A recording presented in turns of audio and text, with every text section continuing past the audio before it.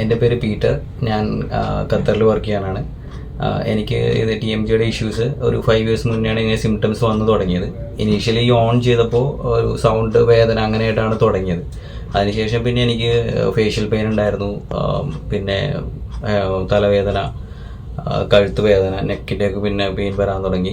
ഈ തലവേദന എനിക്ക് ഭയങ്കര കൂടുതലായിരുന്നു. എനിക്ക് ഒരു ഉച്ചയ്ക്ക് ശേഷമൊക്കെ ഇങ്ങനെ പിന്നെ തലവേദന എനിക്ക് ഒട്ടും സഹിക്കാൻ പറ്റാത്ത രീതിയിലായിരുന്നു.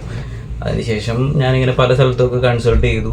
അവിടെ തന്നെ കുറേ ഡോക്ടർമാരെ കണ്ടിട്ട് ആർക്കും അതിനൊരു പ്രോപ്പറായിട്ടൊരു ട്രീറ്റ്മെൻറ്റ് പ്ലാനോ എന്തെങ്കിലും പറഞ്ഞു തരാനായിട്ട് സാധിക്കുന്നില്ലായിരുന്നു. അങ്ങനെ ഒരു ഡോക്ടറാണ് എൻ്റെ അടുത്ത് സജസ്റ്റ് ചെയ്തത് നാട്ടിൽ ഒന്ന് കാണിക്കുക, TMJയുടെ ആയിരിക്കാമെന്നും പറഞ്ഞിട്ട് ഏതെങ്കിലും സ്പെഷ്യലിസ്റ്റിനെ കാണിക്കാൻ പറഞ്ഞു.